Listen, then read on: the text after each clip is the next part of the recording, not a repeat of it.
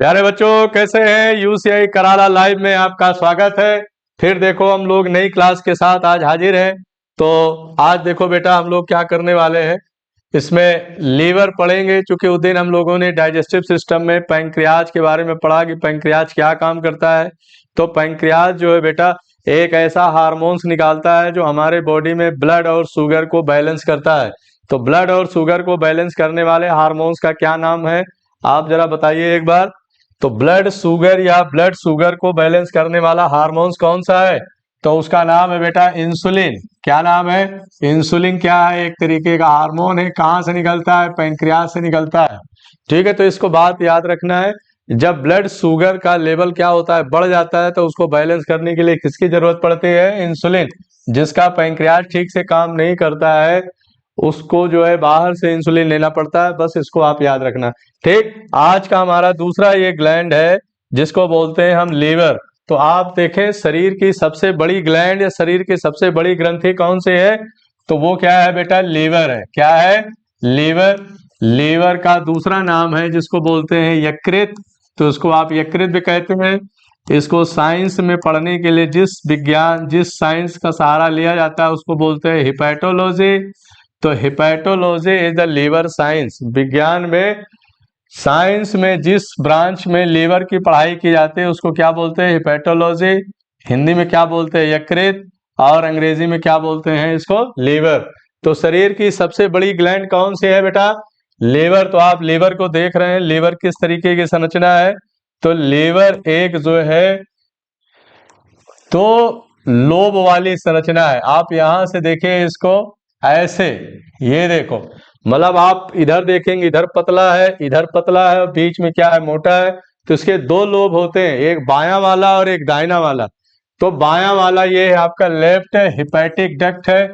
हाँ, ये यहां से इसको, तो यहां से ये यहां से दो भागों में ऐसे डिवाइड रहता है, जिसको बोलते हैं, इधर ये राइट वाला है, इधर लेफ्ट वाला है। ठीक है, आपको देखने में तो लग रहा होगा उल्टा है, लेकिन ये हमारे बॉडी में कैसा होता है? ये राइट वाला है, ये लेफ्ट वाला है। तो राइट वाला जो है क्या होता है? बड़ा होता है। लेफ्ट वाला छोटा होता है। उसी में एक ग्लैंड होती है छोटी सी, जिसे क्या बोलते हैं? गॉल ब्लैडर बोलते हैं। गॉल ब्लैडर इस तरीके की ये संरचना है जिसको पित्त की थैली बोलते हैं। अब पित्त की थैली क्या काम करती है? पित्त की थैली जो है पित्त निकालती है। पित्त का मतलब हो गया बाइल जूस। तो आप देखो यहाँ पर बाइल जूस। सवाल नंबर 1 है कि बाइल जूस या पित्त रस का निर्माण कहाँ होता है? सवाल नोट करिए, पित्त रस का निर्माण कहाँ होता है? बाइल जूस का निर्माण कहाँ होता है? तो उसको बोलेंगे बेटा, उसको बोलेंगे लीवर। क्या बोलेंगे? लीवर में होता है। शरीर की सबसे बड़ी ग्लैंड कौन है? सबसे बड़ी ग्रंथि कौन है? तो वो भी क्या है? लीवर। लेकिन पित्त रस स्टोर कहाँ रहता है, मतलब भरा कहाँ रहता है? Bile juice. तो बोलेंगे वो गॉल ब्लैडर में भरा रहता है। कहाँ भरा रहता है? गॉल ब्लैडर, जिसको हम क्या बोलते हैं? पित्त की थैली बोलते हैं। पित्त थैली, या जिसको हम बोलते हैं गॉल ब्लैडर, या इसी को बोलते हैं पित्ताशय। क्या बोलते हैं? पित्ताशय। तो चाहे आप पित्ताशय बोलो या पित्त की थैली बोलो या गॉल ब्लैडर बोलो, बात एक ही है। अब यह पित्त की थैली काम क्या करती है? तो देखो आप यहाँ पर ध्यान से, पित्त की थैली देखो आप, इसके नीचे से अंदर से, यहाँ दिखाई नहीं पड़ रहा, ये देखो यहाँ से आता है। और ये कहाँ खुल रहा है? ये कहाँ खुल रहा है? ये खुल रहा है बेटा, ये स्टमक है। ये इसके ऊपर वाला अमाशय है, और अमाशय का ये आखिरी वाला हिस्सा है। उसके बाद ये छोटी आंत का पहला हिस्सा है, जिसको बोलते हैं, क्या बोलते हैं? डियोडिनम बोलते हैं या ग्रहणी बोलते हैं। तो ग्रहणी जो है छोटी आंत का हिस्सा है। ग्रहणी कहाँ से शुरू होता है? जहाँ अमाशय खत्म होता है। तो ये अमाशय हमारा खत्म हो रहा है यहाँ पर अमाशय खत्म होता है, यहाँ से हमारी छोटी आंत की शुरुआत होती है। और यहीं पर आके अभी हमने उस दिन बात किया था कि पित्त की थैली कहाँ खुलती है। तो पित्त की थैली ऐसे अंदर से आकर के कहाँ खुल जाती है? ग्रहणी में खुल जाती है। खाना इधर आएगा, 3 से 4 घंटे रहेगा, उसके बाद जैसे ही खाना इसमें आएगा, पित्त की थैली जो है अपने अंदर से क्या निकाल देगा? पित्त निकाल देगा। बाइल जूस निकाल के इसमें खाने में मिला देगा। तो देखो क्या लिखा है, duodenum first part of small intestine. तो छोटी आंत का पहला हिस्सा क्या है? ये डिओडिनम है, और ये लिखा है कॉमन बाइल डक्ट, मतलब पित्त रस वाली ये क्या है, नली है। तो यहीं पर आके खुल जाता है, और इसके नीचे दूसरी संरचना क्या दिख रही है आपको, ये दिख रही है, जो कि आपको ढका हुआ नजर आ रहा है। ये ऐसे होता है जिसको बोलते हैं पैंक्रियाज या अग्न्याशय। तो आप इसकी बेसिक संरचना समझ में आ गई। लीवर है, लीवर के दो हिस्से होते हैं, एक बायां वाला होता है, एक दाहिना वाला होता है। और बाएं वाला भाग जो है थोड़ा छोटा होता है, दाहिना वाला भाग क्या होता है, थोड़ा बड़ा होता है। कहाँ होता है, अमाशय के बाईं तरफ होता है। ये हमारा स्टोमक है, ये हमारा अमाशय है, ये स्टोमक है, पेट नहीं कहेंगे इसको, अमाशय कहेंगे। इसके बाईं तरफ एक संरचना होती है, और ऐसे पहले पतला होता है, फिर बीच में चौड़ा होता है, फिर आगे जाके फिर ऐसे नुकीला हो जाता है। ठीक है, तो ये हमारी संरचना है लीवर की। तो इसको आप बाहर से इसको समझने की कोशिश करेंगे। और यहाँ लिखा है हेपेटिक पोर्टल वेन। तो हेपेटिक पोर्टल वेन का मतलब होता है कि लीवर के अंदर जो इम्प्योर ब्लड है वो भी आता है, और लीवर के अंदर प्योर ब्लड भी आता है। तो बाहर से शुद्ध खून या प्योर ब्लड कैसे आता है, हेपेटिक आर्टरी के द्वारा आता है, जिसको हम बोलते हैं हेपेटिक। हेपेटिक वर्ड कहीं आ जाए तो उसका मतलब हम लीवर समझेंगे। क्या समझेंगे, लीवर। हेपेटिक धमनी बोलते हैं हिंदी में, हेपेटिक धमनी। और आपको पता है कि ये प्योर ब्लड लेके जाता है। कैसे, क्या लेके जाता है, प्योर ब्लड। तो लीवर के अंदर ब्लड कौन लेके जाता है, सवाल उठता है कि लीवर के अंदर ब्लड कौन लेके जाता है। उसका नाम है हेपेटिक आर्टरी। और जो कि आप देख रहे हैं ये रेड कलर का दिख रहा है, पूरा जो जाल बिछा है रेड रेड कलर का, चूंकि आर्टरी है तो ये प्योर ब्लड लेके जाएगा और पूरे लीवर के अंदर रेड ब्लड की सप्लाई कर देगा। ठीक है, उसके बाद जो है इसके अंदर का जो इम्प्योर ब्लड है वो कैसे आता है, वो नीले नीले रंग का दिखेगा। इसको लिखा है हेपेटिक पोर्टल वेन। तो वेन मतलब क्या होता है, सिरा होता है, इसलिए इसको बोलते हैं हेपेटिक सिरा। बात समझ में आ गई बेटा। तो लीवर के अंदर जो अच्छा खून होता है, साफ खून होता है, उसको कौन लेके जाता है, हेपेटिक आर्टरी या हेपेटिक धमनी। और हेपेटिक जो उसके अंदर का खराब वाला खून होता है उसको कौन लेके आता है, तो उसको बोलते हैं हम हेपेटिक पोर्टल वेन या हेपेटिक सिरा, जो कि आपको नीले नीले रंग का दिख रहा है। देखिए ये ब्लू ब्लू कलर का दिख रहा है, चूंकि ब्लू कलर इसलिए होता है चूंकि सिरा में एक अशुद्ध रक्त बहता है। अशुद्ध रक्त में कौन सी गैस भरी होती है, कार्बन डाइऑक्साइड ज्यादा होती है, इसीलिए उसका कलर कैसा होता है, नीला होता है। ये रेड कलर का क्यों दिख रहा है, क्योंकि इसमें ऑक्सीजन ज्यादा होती है, ब्लड में ऑक्सीजन ज्यादा हो जाएगी तो रेड हो जाएगा। ब्लड में अगर कार्बन डाइऑक्साइड ज्यादा हो जाएगा तो नीला हो जाएगा। तो पूरे बॉडी में अगर ब्लू ब्लू दिख रहा है, कहीं नीला नीला है, इसका मतलब समझेंगे कि वहां पर कार्बन डाइऑक्साइड ज्यादा है। रेड दिख रहा है तो कार्बन डाइऑक्साइड कम है, ऑक्सीजन ज्यादा है। तो बात समझ में आ गई। तो लीवर के अंदर खून कैसे जाता है, तो शुद्ध खून या शुद्ध रक्त कैसे जाता है, हेपेटिक आर्टरी से जाता है। और अशुद्ध खून कैसे बाहर आता है, हेपेटिक पोर्टल वेन से आता है, जो कि नीले नीले रंग का दिखता है। तो जो नीली नीली लाइनें दिख रहे हैं आपको, ये सब वेन की लाइनें हैं, सिराएं हैं।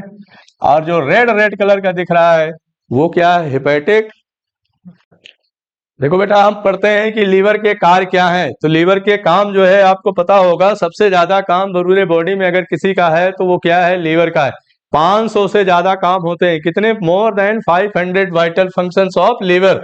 लेकिन हम यहाँ पर कुछ 8-10 काम को ही यहाँ पर पढ़ने वाले हैं, क्योंकि 500 काम पढ़ना तो थोड़ा मुश्किल हो जाएगा। तो 500 काम में पहला काम क्या होता है, पहला काम और महत्वपूर्ण काम क्या है, तो ये हमारे शरीर का क्या है, लेबोरेटरी है। क्या है बेटा, लेबोरेटरी है, प्रयोगशाला है। अगर कोई पूछे कि हमारे शरीर में कोई लैब है, तो जैसे लैब होता है ना, लैब में क्या होता है, डायग्नोस्टिक सेंटर होता है, बीमारियों का पता लगाया जाता है, वहां पर ब्लड की जांच कराते हैं। तो हमारे शरीर में लैब किसको कहते हैं, तो किसको कहा जाता है, लीवर को कहा जाता है। क्यों, क्योंकि अगर आप कोई भी चीज खाओगे, किसी भी चीज की जांच करनी है, तो पहले वो कहाँ जाएगा, पहले वो लीवर में जाएगा। तो लीवर इसकी जांच करता है, जांच करने के बाद उसको फिर शरीर के अगले हिस्सों में भेजता है, इसलिए लेबोरेटरी ऑफ द बॉडी। तो लेबोरेटरी ऑफ बॉडी का मतलब हो गया मानव के प्रयोगशाला किसको कहा जाता है बेटा, तो वो है पहला काम किसका, लीवर का। तो ये इसको लेबोरेटरी ऑफ द बॉडी कहते हैं। दूसरा काम है ये टेस्टिंग सेंटर है, मतलब सारे जो है जांच जितनी होती है, लीवर, एल्कोहल, पैरासीटामोल, कोई भी ड्रग्स मेडिसिन अब लेंगे, कोई खराब चीज खाएंगे तो उसकी जांच कहाँ होती है, तो इसको बोलते हैं टेस्ट सेंटर या टेस्टिंग सेंटर बोलते हैं। तो टेस्टिंग के सेंटर किसको बोला जाता है, वो भी लीवर को बोला जाता है। ठीक है, तो तीसरा काम है, तीसरा और सबसे महत्वपूर्ण काम है हमारा कि ये जितने भी टॉक्सिक मटेरियल होते हैं, जहरीली चीजें होती हैं, टॉक्सिक मटेरियल है उसको जो है ये क्या कर देता है, नॉन टॉक्सिक में बदल देता है। जैसे मान लीजिए अगर हमने कोई जहरीली चीज लगातार खाते चले जा रहे हैं तो हमारा लीवर क्या करेगा, उसको नॉन टॉक्सिक या गैर जहरीली पदार्थों में वो बदलने का प्रयास करता है। क्या करता है, टॉक्सिक मटेरियल को, जहरीले पदार्थों को गैर जहरीले पदार्थों में बदलने का काम करता है। ये कैसे करता है इसको हम समझने का प्रयास करते हैं। तो इसमें देखें, जैसे हमारे शरीर में हम लोग क्या खाते हैं, प्रोटीन खाते हैं। क्या खाते हैं, प्रोटीन। तो प्रोटीन खाने के बाद जब इसका पाचन होता है तो उसमें दो तरह की चीजें बनती है, दो तरह की चीजें बनती है, एक काम की चीज बनती है, दूसरी बेकार की चीज बनती है। इसी प्रोटीन से क्या बनता है, इसी प्रोटीन से बनता है अमोनिया। क्या बनता है, अमोनिया। और फिर अमोनिया क्या होती है, टॉक्सिक होती है। टॉक्सिक मतलब समझ रहे हैं, टॉक्सिक मतलब होता है जहरीला, जहरीला या जहरीले या पॉइजनस भी कह सकते हैं। तो बहुत जहरीली गैस होती है, अगर ये हमारे शरीर में रह जाए तो हमारे शरीर को बहुत ज्यादा नुकसान पहुंचा देगा। तो ये अमोनिया से क्या बन जाता है, अमोनिया से बनता है यूरिया। क्या बनता है, यूरिया, NH2CO NH2। ध्यान से समझने की बात है। अब आपसे सवाल बनता है कि पूरे शरीर में यूरिया कहाँ बनता है पूरे शरीर में यूरिया, यूरिया का फॉर्मूला होता है, यूरिया का फार्मूला होता है NH2CO NH2। तो सवाल नोट करिए आप, शरीर में यूरिया का निर्माण कहाँ होता है, तो शरीर में यूरिया कहाँ बनता है, वो कहाँ बनता है, वो लीवर में बनता है। कहाँ बनता है, लीवर में। आप किडनी नहीं लगाएंगे क्योंकि किडनी में नहीं बनता है। और अमोनिया का निर्माण कहाँ होता है, इसको बोलते हैं अमोनिया। तो शरीर में अमोनिया कहाँ बनती है, शरीर में अमोनिया गैस कहाँ बनती है, तो वो भी क्या जवाब देंगे, वो भी देंगे लीवर। ठीक है, तो अमोनिया जो है बहुत ज्यादा गहरे जहरीले होते हैं और यूरिया होता है वो कम जहरीला होता है। तो आप देखेंगे ये कम जहरीला है, कम जहरीला है। फिर यूरिया से क्या बनेगा, यूरिया से क्या बनेगा, यूरिया को भेज दिया जाएगा किडनी में। कहाँ भेज दिया जाएगा, किडनी में। किडनी मतलब गुर्दा, जिसको बोलते हैं गुर्दा। तो ये किडनी क्या करेगा, किडनी क्या करेगा, किडनी जो है इसको दोबारा कहाँ भेज देगा, फिर इसको यूरिन के साथ कहाँ भेज देगा, बाहर भेज देगा। मतलब मूत्र के साथ, मूत्र के साथ ये शरीर के कहाँ चला जाएगा, बाहर चला जाएगा। आप देख रहे हैं, सबसे महत्वपूर्ण काम, जो भी हम प्रोटीन वाली चीजें खाते हैं उसका जो टूट फूट होता है, ब्रेक डाउन होता है, तो जो काम की चीज होती है वो हमारे काम आ जाते हैं। बेकार की चीज अमोनिया गैस बनाते हैं जो कि बहुत जहरीले होते हैं। इस अमोनिया गैस को किस में बदल दिया जाता है, यूरिया में। यूरिया कम जहरीला होता है, फिर इसको ब्लड के रास्ते कहाँ भेज दिया जाता है, किडनी में। किडनी क्या करता है, मूत्र के साथ इसको शरीर से बाहर निकाल देता है। तो एक तरीके का उत्सर्जन का भी काम करता है। जैसे हमारा फेफड़ा जहरीली गैसों को बाहर निकालता है, वैसे हमारा लीवर भी जहरीले पदार्थों को ब्लड के माध्यम से, यूरिन के माध्यम से शरीर के बाहर निकालने का काम करता है।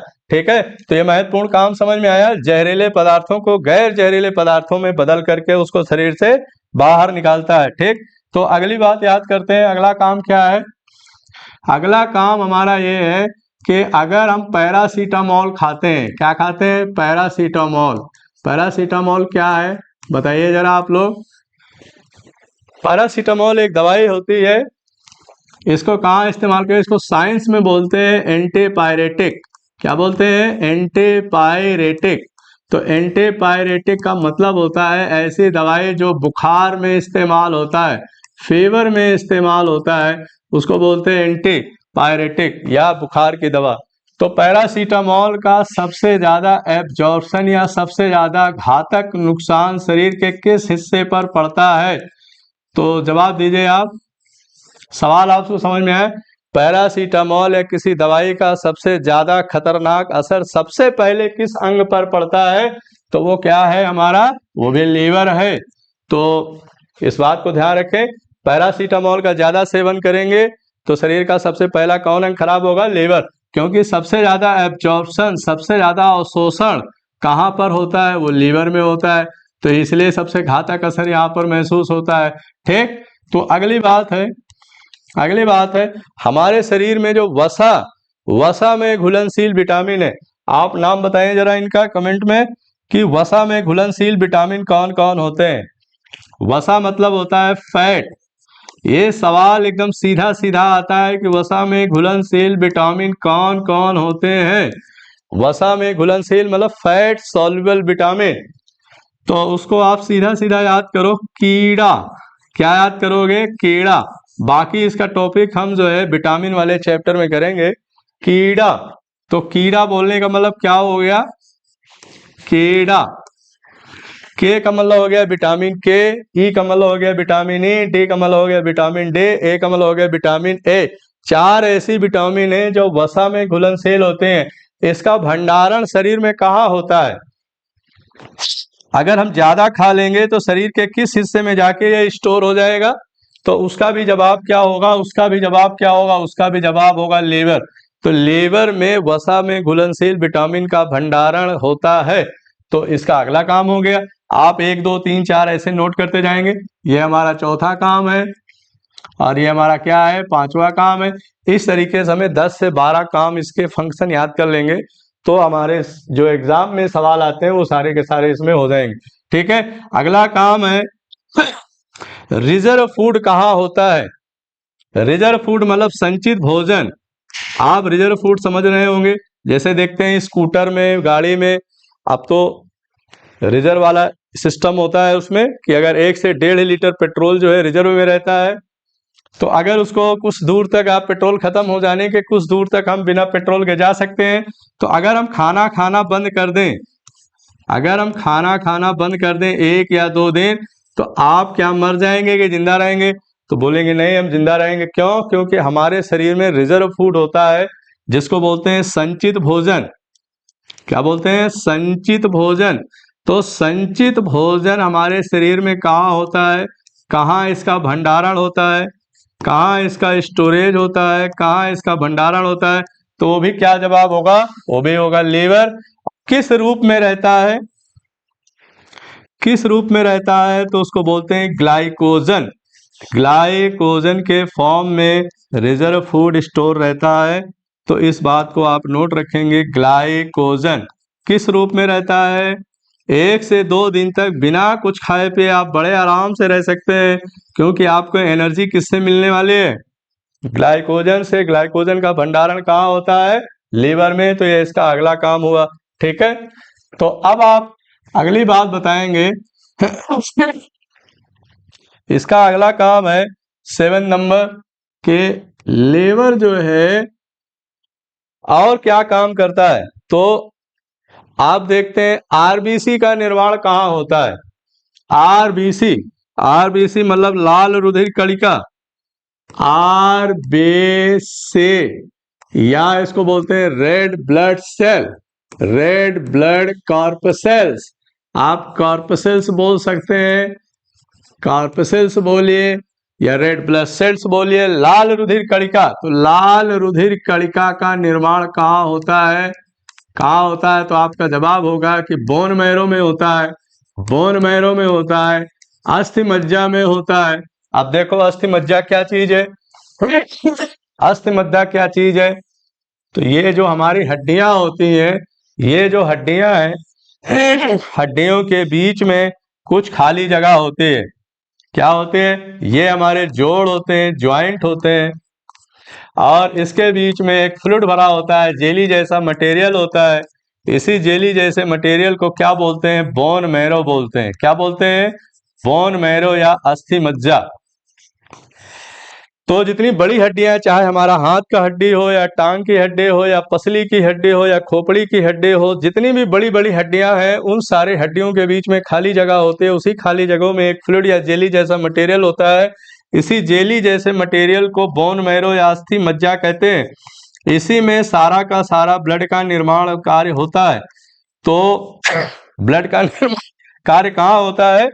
बोन मैरो में होता है। इसी में क्या बनता है? आरबीसी बनता है। इसी में WBC बनता है। WBC मतलब श्वेत रुधिर कणिका, RBC मतलब लाल रुधिर कणिका। और प्लेटलेट्स, प्लेटलेट जो ज्वाइंट्स होती हैं उसमें प्लेटलेट्स बनती हैं। तो ब्लड के जितने भी सारे हिस्से हैं वो कहाँ होते हैं, वो हड्डियों में बनते हैं, हड्डियों के अंदर वो बनता है। लेकिन यहाँ तो भी बच्चा विकसित नहीं हुआ है। तो हमारे लीवर में कैसे आरबीसी का निर्माण होता है, तो जब बच्चा जन्म से पहले, तो यहाँ सवाल उठता है कि जन्म से पहले आरबीसी का निर्माण कहाँ होता है, तो उसका जवाब क्या होगा, जन्म से पहले आरबीसी कहाँ बनता है, तो उसका जवाब क्या होगा, लीवर होता है। ठीक, बात समझ में आ गई।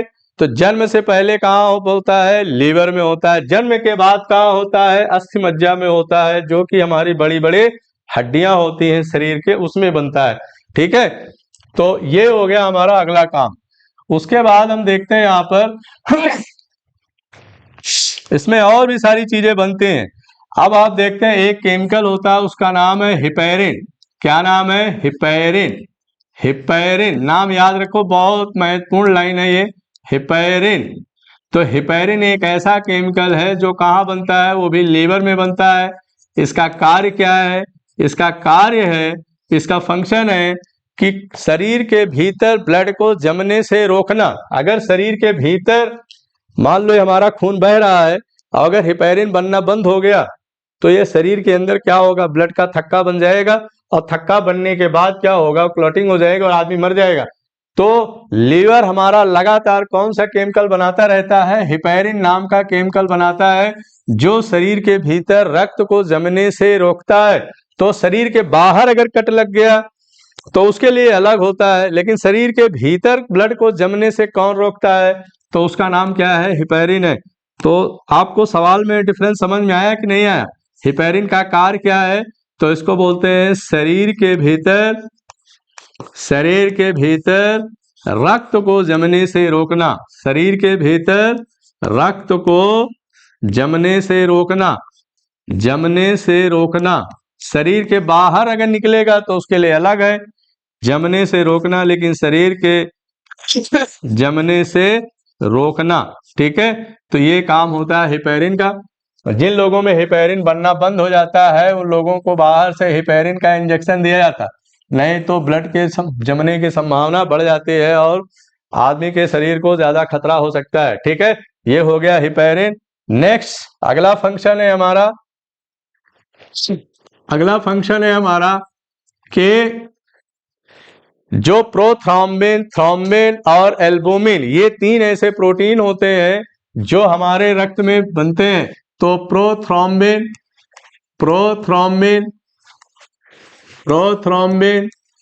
और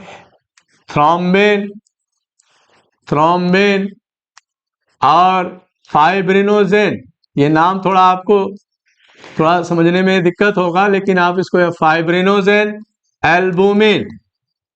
एल्बुमिन, ये तीन जो हार्मोन्स है, ये तीन जो प्रोटीन है, हार्मोन नहीं है ये प्रोटीन है, ये क्या काम करते हैं, शरीर के बाहर जब कट लग जाता है, शरीर के बाहर कट लगने पर शरीर के बाहर कट लगने पर, कटिंग होने पर या कट लगने पर ब्लड को क्या करते हैं, थक्का जमाने का काम करते हैं।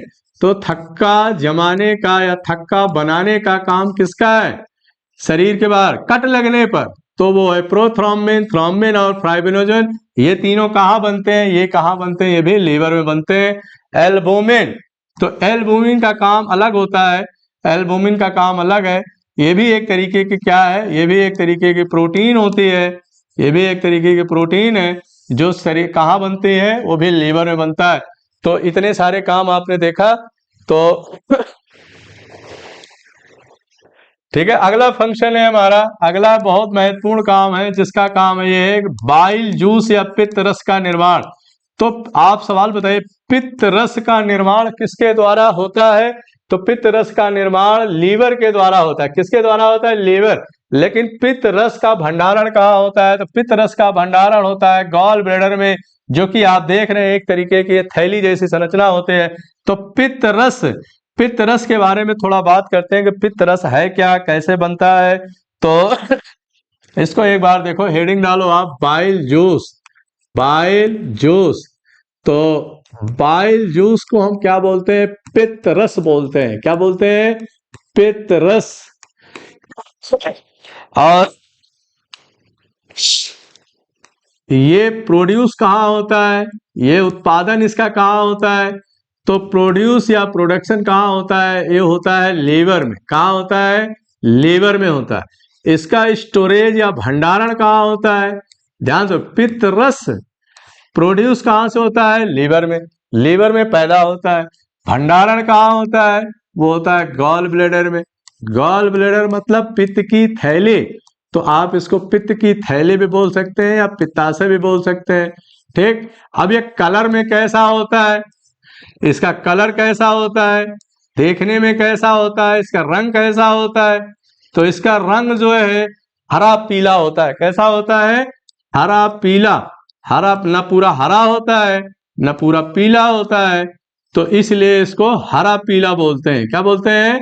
हरा पीला, या ग्रीन येलो बोलते हैं, हरा पीला। ठीक है। अब इसका टेस्ट कैसा होता है? टेस्ट मतलब इसका पीएच कैसा होता है? तो बताइए आप, पित्त रस अम्लीय होता है, क्षारीय होता है, या न्यूट्रल होता है? मतलब एसिडिक होता है, बेसिक होता है, या न्यूट्रल या उदासीन होता है? तो इसका पीएच जो है 7.4 टू 8.4 के बीच में होता है। और जिसका पीएच इसके बीच में होता है वो कैसा होता है? वो एल्केलाइन होता है। कैसा होता है? एल्केलाइन या क्षारीय होता है। क्षारीय तरल होता है। और ये काम क्या करता है? अब इसका कार्य है कि भोजन के किस हिस्से, आप अगर इसे ऐसे लिखेंगे, पित्त रस है जिसको बाइल जूस कहते हैं, इसका उत्पादन कहाँ होता है? लीवर में। भंडारण कहाँ होता है? गॉल ब्लैडर में। कलर कैसा होता है? ग्रीन, येलो या हरा पीला होता है। इसका पीएच या इसका स्वाद कैसा होता है? तो ये 7.4 से 8.4 एल्केलिन क्षारीय होता है। इसका मतलब ये कड़वा होता है। इसका कार्य क्या होता है? इसका कार्य होता है फैट का डाइजेशन। फैट का डाइजेशन या वसा का पाचन। तो क्या काम करता है? वसा के पाचन में हेल्प करता है। किसके पाचन में? वसा का। तो अगर आप बताइए, अगर किसी का गॉल ब्लैडर अगर काट के निकाल दिया जाए, कभी कभी सर्जरी से काट के निकाल दिया जाता है, बाहर अगर निकाल दिया जाए, तो शरीर में भोजन के किस हिस्से का पाचन नहीं होगा? तो अगर ऑप्शन में आता है बहुत सारा कि अगर किसी का गॉल ब्लैडर काट के निकाल दिया जाए तो भोजन के किस हिस्से का पाचन बाधित हो जाएगा, क्योंकि पचा किसको रहा है? ये वसा का। तो ऑप्शन में आपके पास रहा, क्या रहेगा? फैट भी रहेगा कि वसा का पाचन गड़बड़ हो जाएगा। दूसरा क्या है? प्रोटीन का पाचन गड़बड़ हो जाएगा। इसका मतलब प्रोटीन वाली चीजें खाएंगे तो उसका पाचन नहीं होगा। और कार्बोहाइड्रेट का पाचन नहीं होगा। किसका पाचन? कार्बोहाइड्रेट का पाचन नहीं होगा। और किसका पाचन नहीं होगा? और मिनरल्स या खनिज, इनका पाचन बाधित हो जाएगा। तो हमारा शरीर सब सही जवाब क्या होगा? वसा। तो वसा का पाचन या वसा का डाइजेशन क्या होगा? डिस्टर्ब हो जाएगा। अब ऐसा क्यों होता है उसको हम अगले वीडियो में बात करते हैं। नेक्स्ट बात करते हैं। तो इतनी जनरल बातें आपको समझ में आ गई, बाइल जूस या पित्त रस। तो इसका कार्य क्या होता है? वसा के पाचन में हेल्प करना होता है। बाकी इसमें एक तरीके का स्टोन भी बनता है जिसको हम बोलते हैं गॉल ब्लैडर या गॉल स्टोन बोला जाता है। क्या बोलते हैं? गॉल स्टोन, या इसको बोलते हैं पथरे बोलते हैं। क्या बोलते हैं? पथरे। तो पित्त की थैली की पथरी बोलते हैं। क्या बोलते हैं? पित्त की थैली की पथरी बोलते हैं। ये को लोग कहते हैं ना कि पित्त की थैली में पथरे हो गए। पित्त की थैली, पित्त की थैली में क्या हो गई है? पथरी हो गई है। तो पथरी को साइंस में क्या कहते हैं? स्टोन कहते हैं। क्या कहते हैं? स्टोन। ये बना किस चीज का होता है? ये स्टोन बना किसका होता है? तो ये होता है कैल्शियम ऑक्जेलेट का बना होता है। चलो एक सवाल बताइए, पित्त की थैली में जो पथरी बनती है वो किसका बना होता है? तो option number A, option number B calcium calcium oxide, calcium oxide. से है calcium chloride, calcium chloride, calcium chloride. और चौथा है कैल्शियम फॉस्फेट। डी ऑप्शन है कैल्शियम फॉस्फेट। तो किन चीजों का बना होता है, किन चीजों का बना होता है पुत्री? Calcium phosphate. तो ऑप्शन बताइए। तो हमारा ऑप्शन क्या हो जाएगा? Calcium oxalate. ये काट के कैसे निकाला जाता है उसको आप समझे। तो पित्त की थैली में जो पथरी बनती है वो किसका बना होता है? Calcium oxalate. इन सब चीजों को ऑप्शन ये क्या होगा? ये तीनों क्या होंगे? गलत हो जाएंगे। ठीक है, तो अब अगली बात करते हैं बेटा। अब अगली बात करते हैं हम इसमें इसमें जो है ये आ जाते हैं थोड़ा एक, देखो आप ध्यान से यहाँ पर, ये है लीवर हमारा। ये देखो जब हमने बात किया था कि लीवर के दो हिस्से हैं, लीवर के दो हिस्से हैं। आप देखो ये एक छोटा सा हिस्सा है जो पतला सा है, ये बायां वाला हिस्सा है, ये अलग हो जाता है। और इधर से ये जो है छोटा सा ऐसा ये बड़ा वाला है, ये जो है दायां बायां वाला है। आपको देखने में राइट वाला ये लग रहा होगा, लेकिन ये राइट है, ये लेफ्ट है। अब आप देखो ये इसी में देखो, इसी में छोटी सी ये ग्रीन ग्रीन कलर की इस तरीके से ऐसे ये गॉल ब्लैडर है, तो जिसको बोलते हैं पित्त की थैली। अब इसमें पित्त की थैली में होता क्या है? देखो ये खुलता कहाँ है? पित्त की थैली खुलती कहाँ है? तो पित्त की थैली ये है अमाशय। ध्यान से देखें, ये है अमाशय, अभी हमने फिर बताया था। और ये जो है यहां से इसे पीछे से ऐसे आके डिओडेनम में खुल जाती है। आप देख रहे हैं यहाँ पर ये पित्त की थैली गॉल ब्लैडर, गॉल ब्लैडर है। और ये है सिस्टिक डक्ट। सिस्टिक डक्ट का मतलब होता है जहां पर कोई पत्थर कंकड़ पत्थर जैसा बन जाता है उसको बोलते हैं सिस्टिक डक्ट।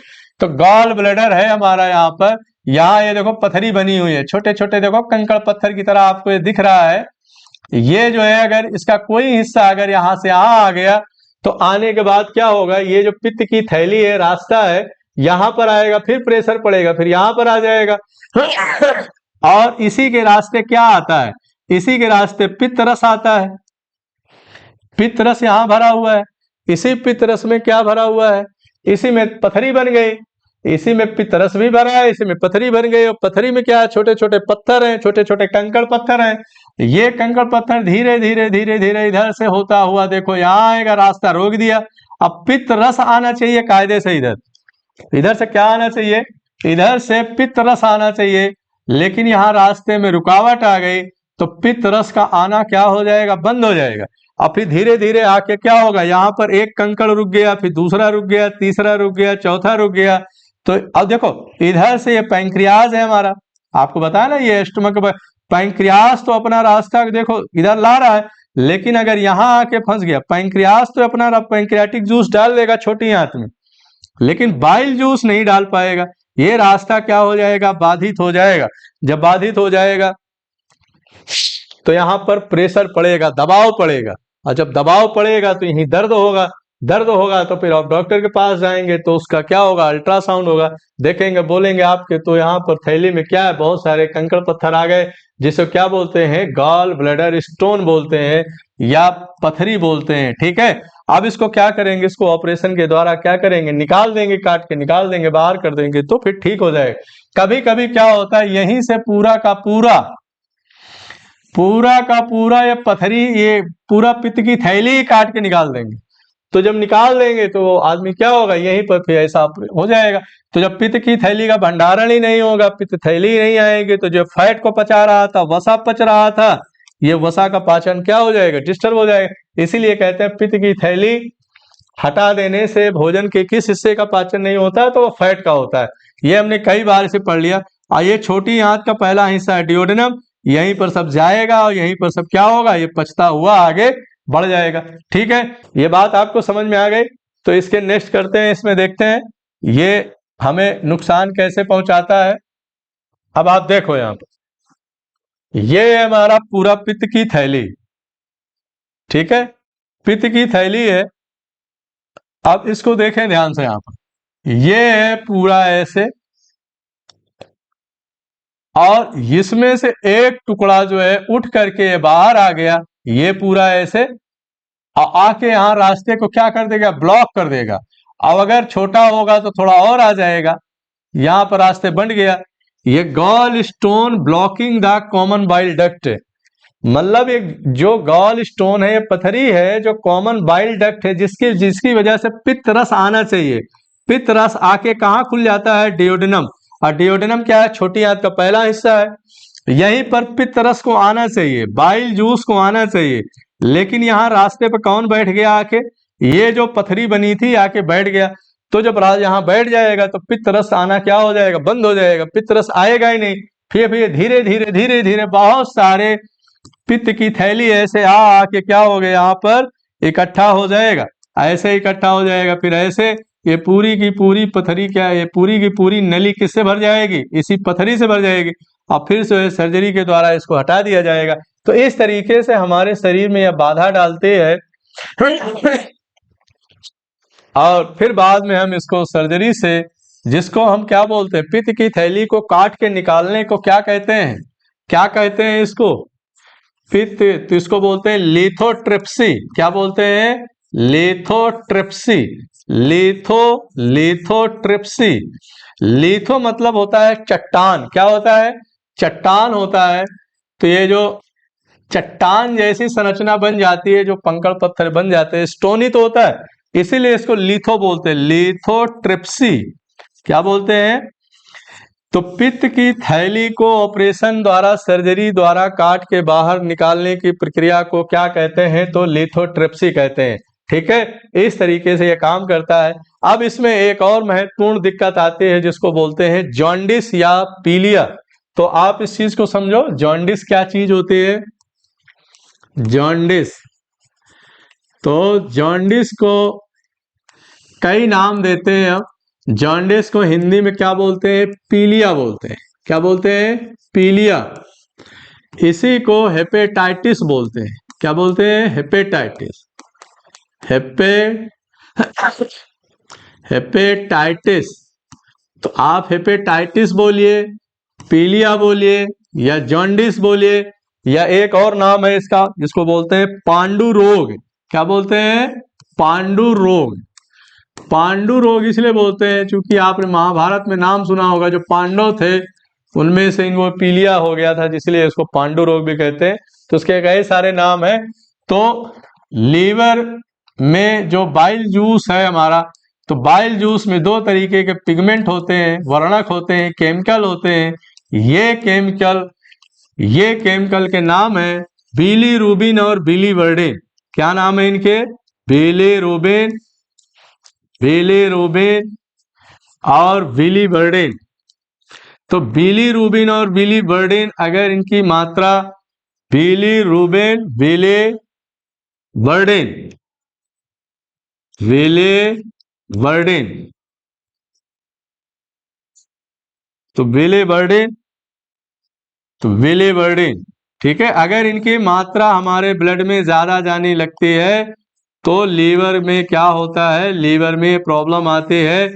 तो लीवर में बाइल जूस की मात्रा कम हो जाती है और वहां आरबीसी का बनना बंद हो जाता है, जिसकी वजह से ये पीलिया रोग है। तो हेपेटाइटिस वायरस से भी होता है।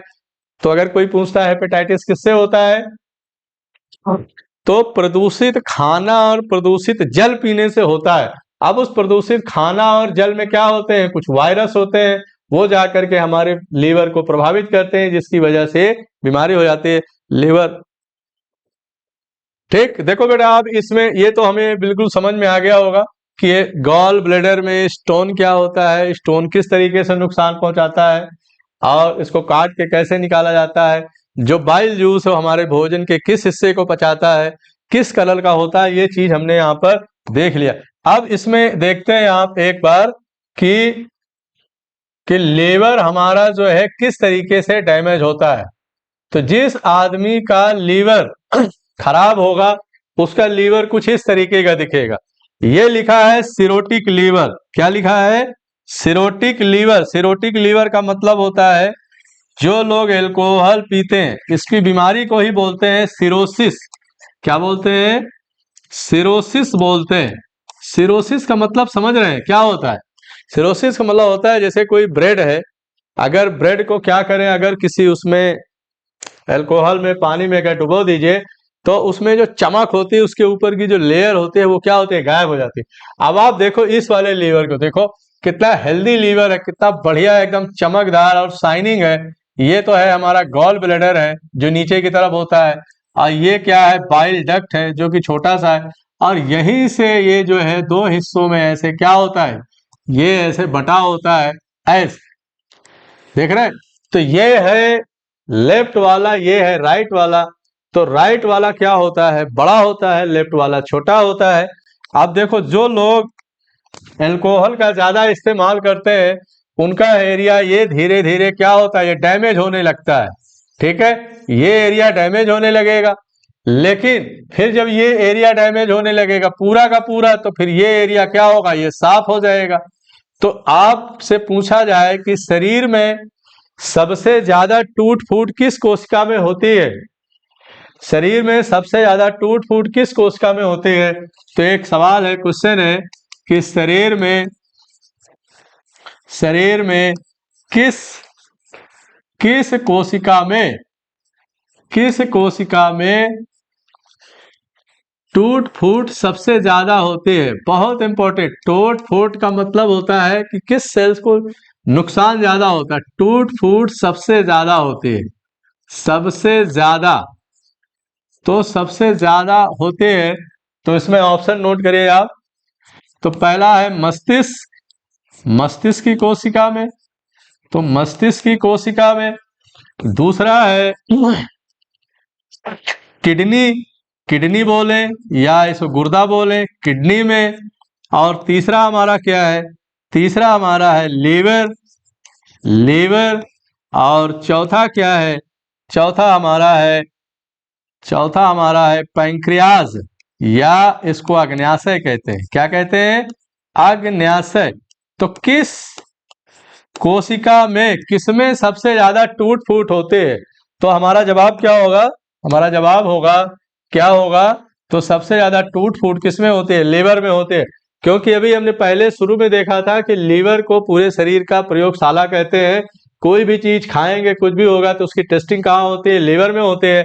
इधर लीवर खराब होता जाएगा, इधर नया नया बनता जाएगा। ये उसी तरीके से होता है जैसे पतझड़ आ जाता है ना, तो पतझड़ में देखते हैं कि दूर, पूरे दूर से देखते हैं, बोले पूरा पेड़ पूरा का पूरा सूख गया है, लेकिन 2-4 दिन के बाद देखते हैं एक एरिया में जो है थोड़ा हरी हरी पत्तियां आ जाती हैं, एक एरिया थोड़ा सूखा रहता है।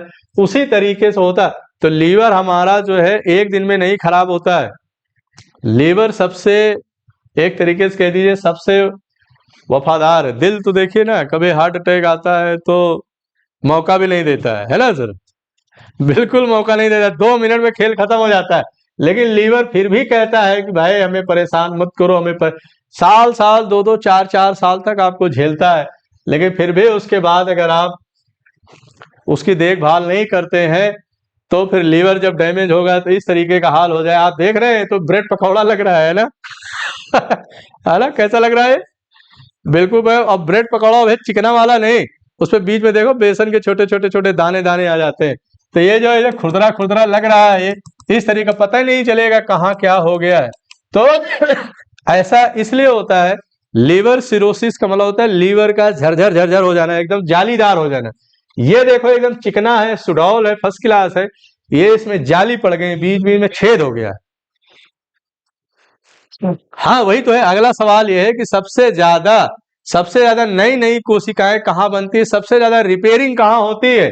तो सबसे ज्यादा रिपेयरिंग, आपने बहुत बढ़िया पूछा कि सबसे ज्यादा रिपेयरिंग कहाँ होती है। तो सबसे ज्यादा रिपेयरिंग का काम, मेंटेनेंस का काम, टूट फूट तो होगा तो रिपेयरिंग भी होगी, रिपेयरिंग भी होगी तो सबसे ज्यादा वो भी क्या है? तो अगला सवाल है इसमें कि सबसे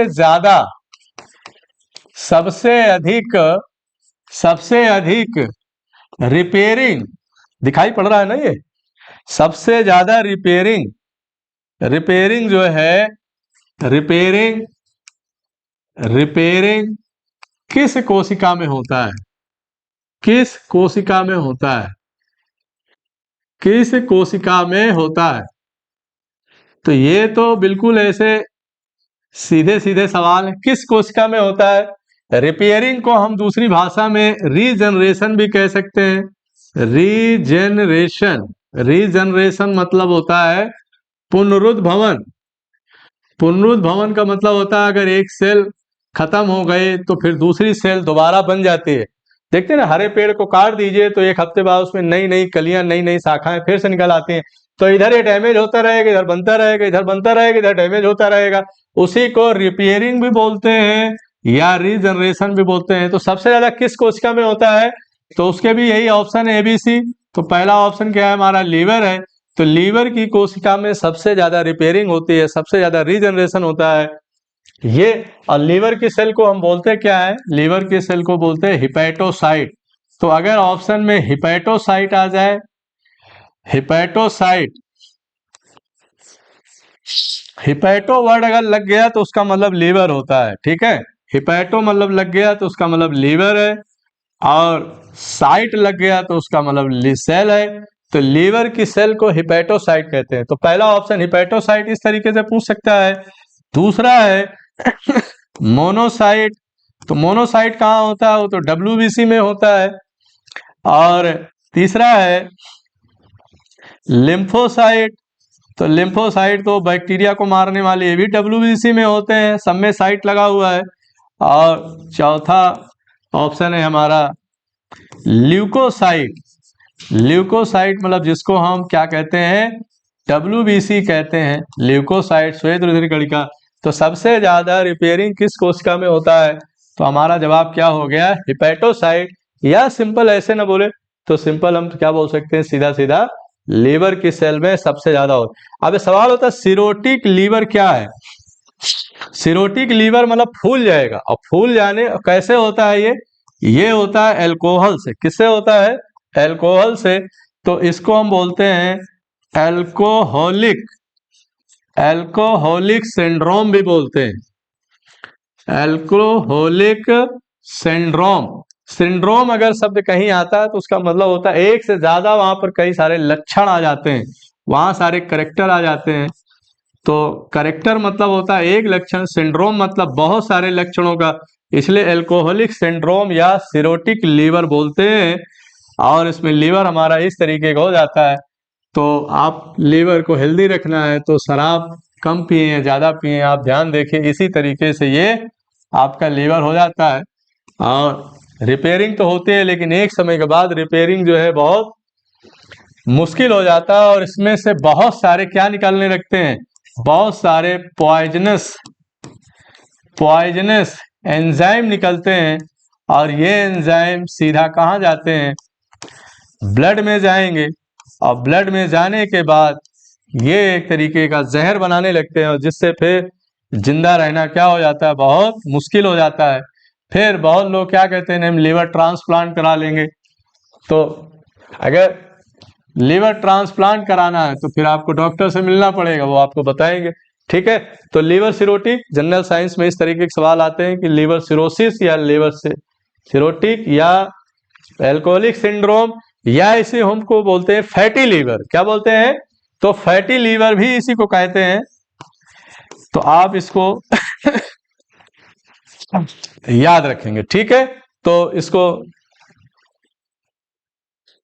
तो देखो हम एक बार जो पढ़े हैं उसको रिकैप करते हैं कि शरीर की सबसे बड़ी ग्लैंड कौन सी है? वो है लीवर। तो लीवर के कितने हिस्से होते हैं? दो होते हैं, लेफ्ट और राइट। और ये कहाँ होता है? हमारे अमाशय के किधर होता है? अमाशय के बाईं तरफ होता है। तो आप इसको देखें, यहाँ पर बाईं तरफ होता है। इसमें हेपेटिक आर्टरी होती है जो शरीर के बाहर से शुद्ध रक्त ले जाती है। हेपेटिक पोर्टल वेन होती है, वेन मतलब सिरा, जो इसमें जो खराब खून है उसको बाहर ले आती है।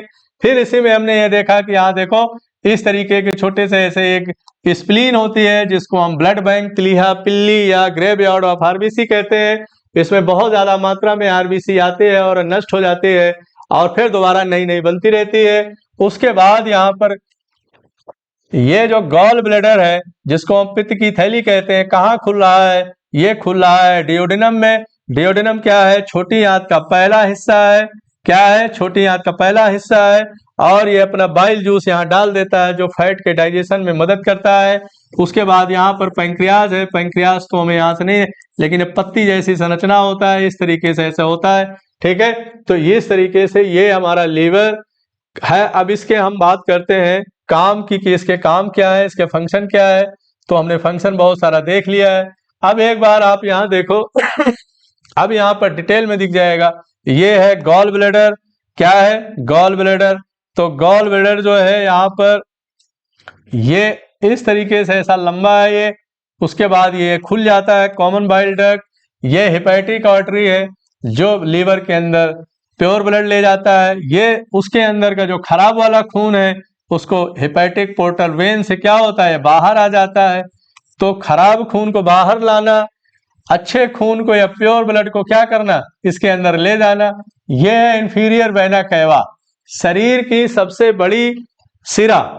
अब नोट करें यहाँ पर, शरीर या बॉडी की सबसे बड़ी सिरा, शरीर के सबसे बड़े वेन किसको कहते हैं, वेन। वेन मतलब होता है सिरा, सिरा का मतलब होता है जिसके अंदर अशुद्ध रक्त बहता है। तो वो कौन है, हमारा inferior vena cava. Inferior vena cava Hindi में भी बोलते हैं, या इसको आप ऐसे लिख सकते हैं महासिरा बोलते हैं। क्या बोलते हैं, तो शरीर की सबसे बड़ी सिरा को क्या बोलते हैं, महासिरा। महासिरा दो होती है, इंफीरियर वेना कैवा और सुपीरियर वेना कैवा। और सबसे बड़ी धमनी कौन है, सबसे बड़ी धमनी, तो ये है ऑर्टा। ऑर्टा क्या होता है, धमनी में शुद्ध रक्त बहता है, तो इसको हिंदी में क्या बोलते हैं, महाधमनी। तो शरीर की सबसे बड़ी सिरा कौन है बेटा, इंफीरियर वेना कैवा या महासिरा। शरीर की सबसे बड़ी धमनी एओर्टा या महाधमनी होती है, जो कि लीवर के अंदर से जाती है, और इधर ही जो है आपका ये हार्ट होता है। इसलिए आपको इस चीज को आपको ध्यान रखना है, ठीक है। तो अगली बात करें, हमने देख ही लिया कि हेल्दी लीवर और सिरोटिक लीवर और fatty liver disease. Fatty liver disease आप यहां पर देखें तो यहां पर देख रहे हैं, ये है हेल्दी लीवर। क्या है, हेल्दी लीवर। ये है नॉन एल्कोहलिक फैटी लीवर है। तो नॉन एल्कोहलिक का मतलब हो गया कि जो लोग एल्कोहल लेते हैं लेकिन ज्यादा लेते हैं तो उनको हो जाता है सिरोसिस ऑफ द लीवर। और जो लोग फैट या चर्बी वाली चीजें ज्यादा खाते हैं उनका इस तरीके का लीवर हो जाता है, बीच बीच में क्या जमा हो जाता है, फैट जमा हो जाता है और सूजन आ जाते हैं। इसी को बोलते हैं कि लीवर में पानी भर गया। तो लीवर में पानी भरा होने को क्या कहते हैं, फैटी लीवर कहते हैं। लीवर में ऐसे ऐसे जालीदार हो जाना, इस तरीके की संरचना हो जाना, इसको बोलते हैं सिरोसिस।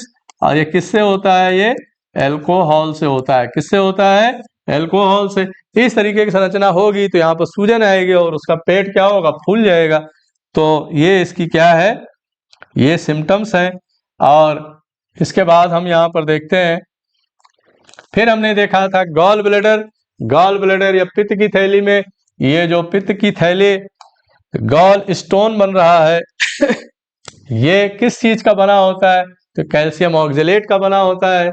और ये कहाँ जाके खुल जाता है, तो बोलेंगे ये डियोडेनम में खुलता है। डियोडेनम छोटी आंत का हिस्सा है, यहाँ पर आ जाता है। इसको सर्जरी के द्वारा हटाने को क्या कहा जाता है, लिथोट्रिप्सी कहते हैं। अगर किसी का लीवर या बाइल जूस या गॉल ब्लैडर काट के निकाल दिया जाए तो बाइल जूस की वजह से खाने का कौन सा हिस्सा नहीं पचेगा, तो वो हो जाएगा हमारा फैट या वसा का पाचन प्रभावित होगा, ठीक है। तो इस तरीके से जो इसके कॉमन बातें थे हमने यहाँ पर देख लिया। लीवर के इतने सारे काम देखे, इसको आप याद करेंगे तो इसमें आपके बहुत सारे सवाल इसमें से आ जाए। इससे अधिक सवाल इसमें आता नहीं। सबसे ज्यादा लीवर की किस सेल में, शरीर के किस कोशिका में सबसे ज्यादा रीजनरेशन होता है या रिपेयरिंग होते हैं, तो वो भी लीवर है। सबसे ज्यादा टूट फूट किस में होते हैं, वो भी लीवर में होता है। तो इस तरीके से हम इसे यहाँ पर, ठीक है। तो हम लोगों ने बहुत अच्छा प्रयास किया। लीवर, गॉल ब्लैडर, पित्त की थैली या बाइल जूस, लीवर के जितने काम हैं उसको हमने पढ़ने का बहुत प्रयास किया। फैटी लीवर और सिरोटिक लीवर, ठीक है। तो हमें उम्मीद है आपको बहुत सारी बातें इसमें समझ आए होंगे। अगर कोई चीज इसमें समझ में नहीं आती है तो आप उसको कमेंट में हमें ज़रूर भेजिएगा, हम उसको अगली क्लास में कवर करने की कोशिश करेंगे। तब तक के लिए धन्यवाद।